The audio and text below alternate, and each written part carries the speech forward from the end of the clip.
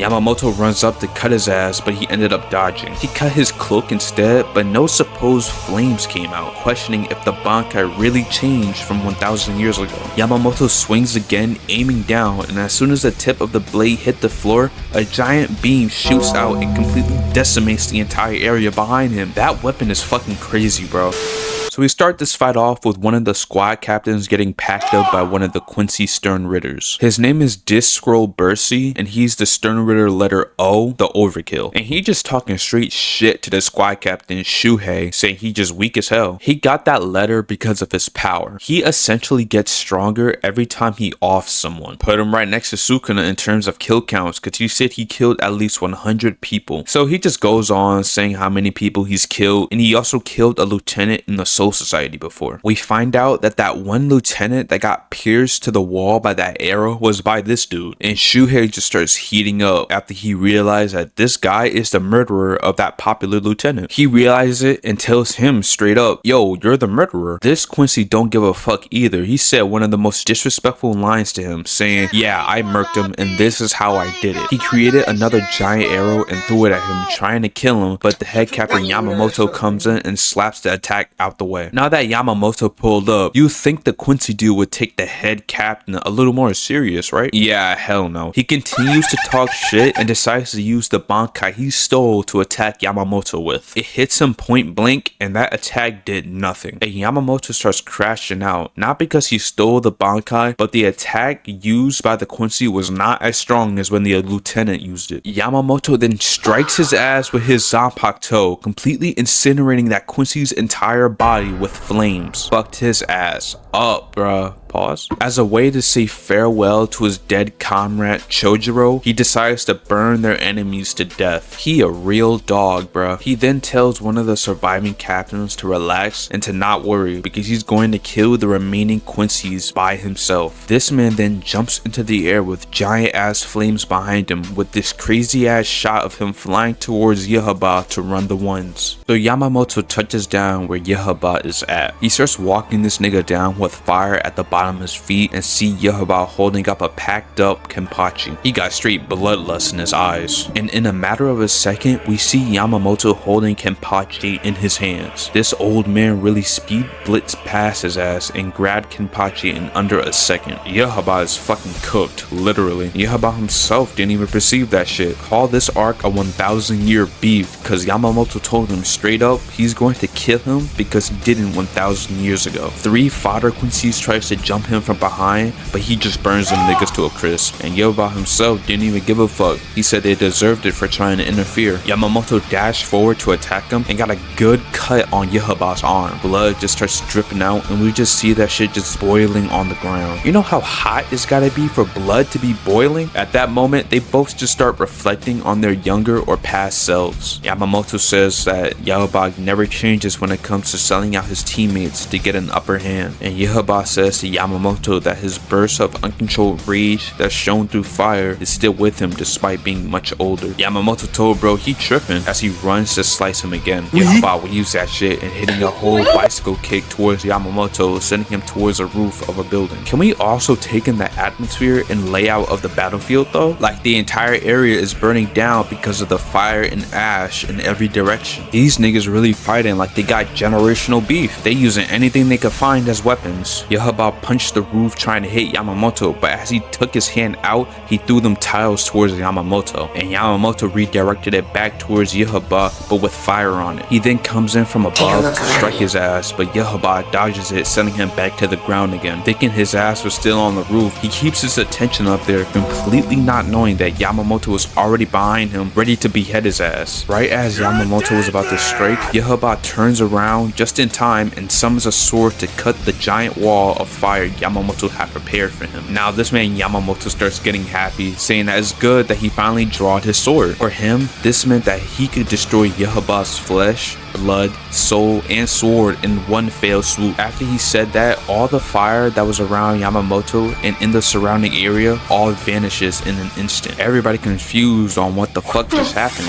Yhwach included. I mean, look at the damn sky. It's pure white. I'd be confused too. Everybody's suffering from this. Niggas' throats are dry, bro's lips cracked open. It's like all the moisture and air in the area was burned away. This one Quincy that took Toshiro's Bankai, Maru, just starts melting and evaporating when it touches the ground. We find out that Yamamoto popped his Bankai called Zanka no Tachi, and honestly he got one of the most rawest Bankais in Bleach. His Bankai seals all of the power of Yamamoto's flames inside of the damn sword. If you get hit with that motherfucker, you're gonna be more than incinerated. The last time he upped this Bankai is when they fought 1,000 years ago, but they're still unsure if it's the same as it was back then, and Yamamoto told him, "You'll know if it's the same once I strike your ass." Yamamoto runs up to cut his ass, but he ended up dodging. He cut his cloak instead, but no supposed flames came out, questioning if the Bankai really changed from 1,000 years ago. Yamamoto swings again, aiming down, and as soon as the tip of the blade hit the floor,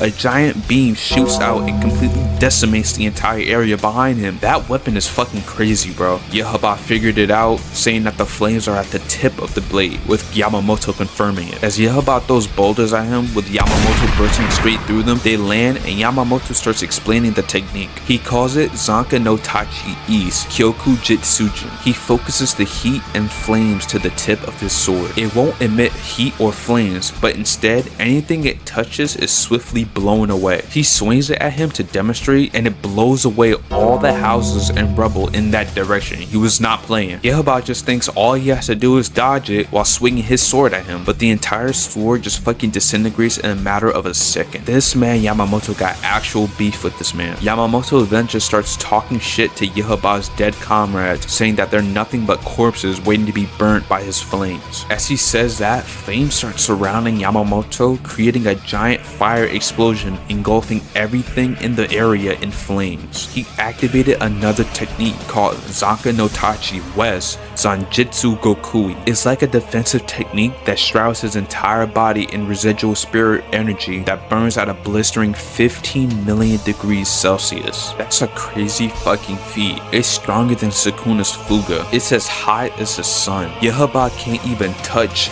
nor get close to this man. Yamamoto then starts walking Yhwach down in the most coldest shot I've seen in anime. This old man a real nigga. He said he has to hurry up and kill his ass, because if he doesn't, not only Yhwach but Yamamoto and the entire Soul Society will burn to ashes. So while Yhwach just standing there struggling to breathe, Yamamoto tells him why is he just standing around, but he realizes Yhwach can't do anything about the current situation anyway, and with his sword gone, standing around makes sense. Yhwach locks in and summons an arrow to shoot at Yamamoto, but he slaps that fodder away. I guess he isn't truly unarmed. Yamamoto had enough waiting, so he rushes towards him. Yhwach, acting fast, uses a technique called Sanct Swinger. Yhwach explains that it is a Quincy's ultimate defensive incantation that combines offensive and defense. He said that once Yamamoto steps inside, he'll be vaporized by God's light. Yamamoto heard those words and still ran up. He strikes his sword into the ground and calls upon the dead and all the people that was killed by his flames. This is when he unleashed Zanka no Tachi South, Haka Jumen Okushi Daisojin. We're cut to this burnt battlefield with fire and Quincy arrows in the background. Emerging from the rubble are skeletons that start approaching the obviously spooked and weirded out Yhwach. This technique can essentially awaken the ashes and corpses of everyone his flames has ever killed. It summons an undead army of soldiers to fight on his behalf.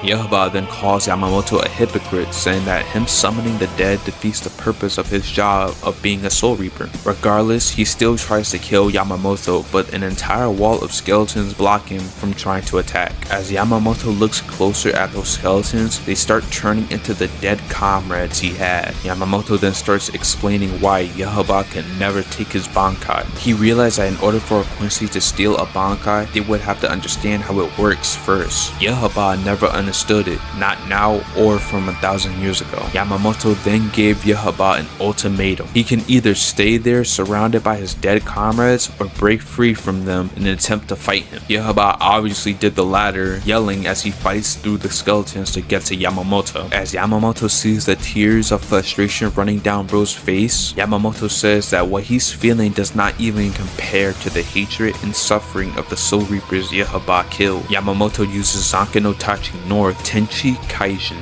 This attack he hit Yhwach with acted as an extension of his sword. It focuses all of his Bankai's immense heat into a single devastating range slash. The attack fucking obliterates everything and anything it touches out of existence. Hitting Yhwach point blank, he got the infamous C-shaped injury on his whole ass body, his arm getting hit as well. Now with the main villain defeated, the Soul Society is saved and everyone survives. Yeah, no. After undoing his Bankai, it starts to rain and Yamamoto starts walking away. The defeated Yhwach starts talking to himself, saying that he failed and hopes he can forgive him. Yamamoto turns around confused as fuck and says, who the fuck can the king of Quincy's be apologizing to? As he said that, the Squad 1 barracks were destroyed, followed by a bright blue light, and out of nowhere, the real Yhwach pops out the cut right behind Yamamoto. Yamamoto already knew what was up. He's seen this before. We find out that the Yhwach Yamamoto was fighting was just a shape-shifting Quincy. He was called the Stern Ritter Y, the Yourself. His job was to make sure the real Yhwach's presence wasn't noticed, and he succeeded. And bro is just happy, saying that he's honored. But before bro can even finish his sentence, Yhwach just fucking vaporizes his ass. This whole time, the real Yhwach was meeting with Aizen, while Yamamoto was having the fight of his life. Yhwach looks back at Yamamoto and tells his ass, you used up all your power, didn't you? Yamamoto thought he still had the jump on him and tries to pop his Bankai again. But as soon as the flame starts coming out, Yhwach stole his Bankai fast as fuck.